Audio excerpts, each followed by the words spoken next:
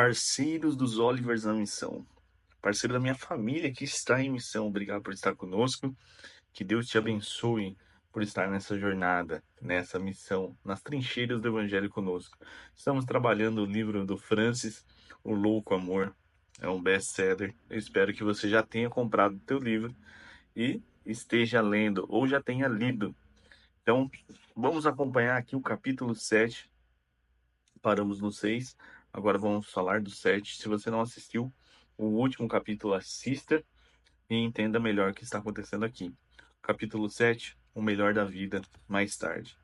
A essa altura, você provavelmente já percebeu, tem uma escolha distinta a fazer.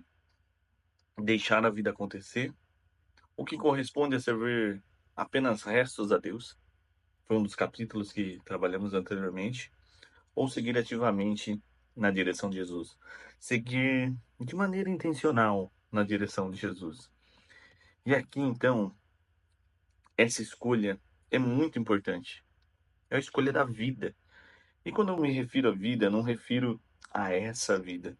O Franciscan, ele também não está se referindo apenas a essa vida, está se referindo à eternidade, com os olhos na eternidade. O livro Louco Amor, ele aponta sempre para a eternidade.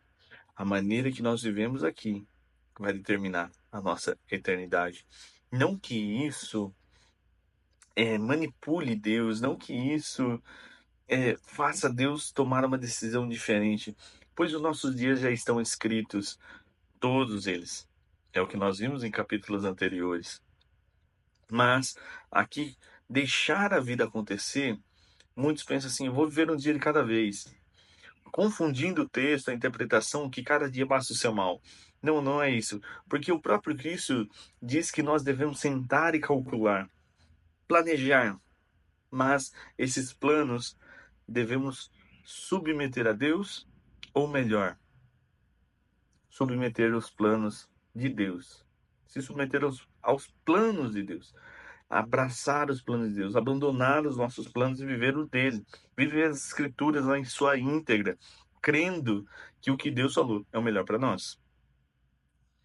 Esse deixa a vida acontecer, viver um dia de cada vez, tem um louvor muito muito conhecido aqui no Brasil, né? Aquele do nosso irmão famoso, Deixa a Vida Me Levar, Vida Leva, do Zeca Pagodinho. É uma brincadeira, não é um louvor, mas muitos vivem como se fosse. Muitos vivem essa verdade, sem planejamento. E planejamento não é que conseguir, vou guardar dinheiro, vou comprar uma casa. Não, não. Não é isso. Esse planejamento é de eternidade. Como vou passar a eternidade? E o melhor lugar para a gente refletir, planejar, saber os planos de Deus e submeter aos planos de Deus é nas Escrituras Sagradas. É na comunhão dos santos. É no corpo, é na sua igreja, onde ele satisfaz e preenche tudo quanto existe. De acordo com Paulo em Efésios. E o Francis ele vai citar aqui é, a galeria da fé, dos heróis da fé. Hebreus 11. Ele fala assim: você acha que aquilo lá era impossível de viver? Você vê as histórias desses irmãos, Abraão, Moisés, Isaac, Jacó, Sansão, Davi, e fala, não, não, não tem como viver, esses caras foram fora da curva, fora da caixa, como vai viver? Mas quando você vai ver a história desses homens, e isso é impressionante, Deus ele coloca na Bíblia, porque a Bíblia é inspirada por ele, pelo Espírito dele, ele coloca as fragilidades, as debilidades, os pecados dos nossos irmãos. Abraão, pela sua insegurança, né? E por segurança para não morrer, porque ele achou que ele ia morrer, né? Ele pensou, projetou que iria morrer. Ele mentiu falando que Sara era sua irmã. E isso por duas vezes. Jacó roubou o direito de primogenitura do seu irmão ali, enganando o pai para receber a benção. Nós temos também ali o Davi, que era o homem segundo, né, o coração de Deus. De fato ele era, mas ele adulterou, ele assassinou. E os filhos dele, nossa, deu um trabalho danado. Temos Noé, que por 120 anos pregando ali para que se arrependesse, porque estava vindo um julgamento iminente. Então, esses homens parecem fora da curva, mas Sansão, olha a história de Sansão. É tanto problema que a gente não sabe nem por onde começar. Sansão se envolveu com mulheres que não era para se envolver. Sansão, no fim da sua vida, ele cometeu suicídio. E ainda, esse suicídio, ele matou outras pessoas, né? Mas ele pediu para que o Espírito enchesse, o Espírito de Deus preenchesse eles, enchesse para que ele matasse os filisteus e morresse junto. Isso é suicídio.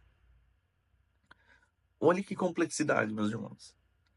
Mas vendo esses homens, nós vemos que eles são homens e dá para viver essa história. E Jesus, ele pegou, ele falou que se crêssemos e viveríamos coisas maiores, e faríamos coisas maiores do que ele fez. Billy Graham fez, meus irmãos. Pedro fez. Paulo fez. E fazer aqui, eu não estou falando de milagres, porque o texto também não se refere só a milagres. O texto se refere à pregação do evangelho, alcançar mais pessoas, porque essa é a verdadeira obra. Uma pessoa ela pode ser curada e não ser salva, mas é impossível uma pessoa ser salva e se preocupar somente com cura, porque se preocupa com o Senhor, porque a enfermidade vai ficar nessa terra e na eternidade não haverá doença. Glória a Deus por isso. Então, meus irmãos, fazer coisas maiores para entrar na galeria da fé é fazer Cristo em nós, uma esperança de glória não só para nós, mas para o mundo. Porque o mundo clama, chama pela manifestação dos filhos maduros, filhos que se parecem com Cristo na sua perfeita varonilidade. É isso que se espera.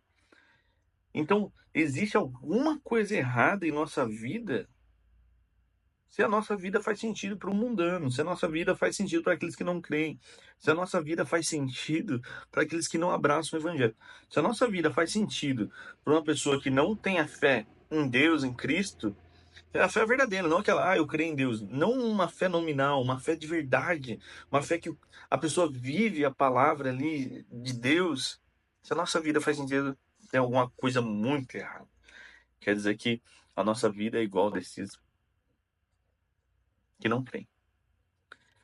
Então, se a eternidade não chegasse, se Deus não existisse, teríamos um problema. Como Paulo diz em Coríntios, ele fala assim: se a ressurreição não existisse, não temos esperança, nós somos dignos de pena, de compaixão. Se é somente essa vida, os cristãos são dignos de compaixão. Pensa nos mártires que morreram no Coliseu, pensa nos mártires, nos missionários que dão a vida, que abandonam tudo.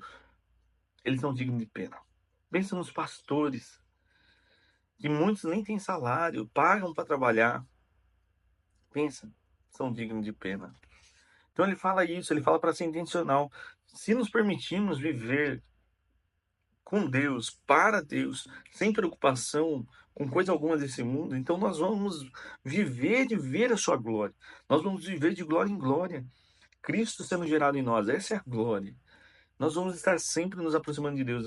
E é o que o capítulo anterior fala. Quanto mais eu oro, mais eu amo. Quanto mais eu amo, mais eu oro, mais Cristo vai sendo gerado em nós.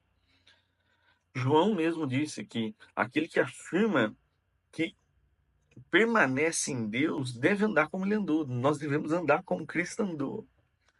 Isso é fascinante. Será que eu, Gil, tenho andado? Será que você tem andado? Será que você, Davi? Será que você, Vitória, Patrícia, Rebeca, Elias, Gil? Será que você, Ana? Será que você, Pedro, Paulo, Tiago, tem andado de acordo com Cristo? Como a minha vida mudaria se eu realmente pensasse em cada pessoa que vejo e conheço como Cristo? Como que isso ia mudar a nossa vida? Realmente, se a gente pensasse em cada pessoa que vejo e conheço como Cristo. Eu tratar você como Cristo e você me tratar como Cristo. Como se eu estivesse me relacionando com Cristo. Como que isso ia mudar? Ao amar os mais pequeninos, se você crê, porque os pequeninos é somente os que creem, são os irmãos em Cristo. Se amarmos esses, estamos amando o próprio Deus. Cara, isso aqui é fascinante. Isso é, meu Deus. E é isso que o Francis trata. Esse é o capítulo. Ele vai falar aqui de testemunhos de pessoas que foram radicais, pessoas que decidiram viver a palavra. Tem um livro que faz muito tempo que eu li, mas quando eu li ele 3 vezes. Eu terminei, li de novo, terminei, li de novo. Que, não porque ele era denso, mas porque, nossa, me confrontou. Eu falei, não, não pode ser verdade que essas pessoas vivem assim. É O Reino de Ponta Cabeça. Se eu não me engano, do Kimball, alguma coisa assim, é The Kimball. Se eu não me engano, posso estar errado. Que livro? Fala de pessoas que é, pegavam e doavam casas. Tem um outro que fala sobre empreendedorismo, chamados para criar. Meu, sensacional. E o último filme, agora, a Forja. O grupo A Forja mesmo. Então, é isso, meus irmãos. Nós somos chamados para viver essa vida que faz sentido, essa vida que deixa legado, essa vida que vai nos colocar na galeria da fé. Você foi chamado para a galeria da fé. Você foi chamado para ser um discípulo, para entrar numa galeria, não do hall da fama. Não, não no hall da fama lá na calçada de Hollywood, para colocar seus pés, as suas mãos. Não. Nós somos chamados para entrar na galeria da fé. E essa galeria da fé é ser conhecido por Deus. Ser conhecido por Deus. Paulo entrou na galeria da fé. Quando os meninos foram expulsar o demônio, sai em nome de Cristo a quem Paulo prega. Os demônios falam: nós sabemos quem é Paulo, nós sabemos quem é Cristo, mas vocês nós não conhecemos. Entrar na galeria da fé é ser conhecido no céu, na terra, como esses meninos falaram o nome de Paulo, de Cristo e também pelos inimigos. Esse é o hall da fama de Deus. Essa é viver com propósito de legado para a glória de Deus. Então fique assim, que Deus te abençoe e até o próximo capítulo.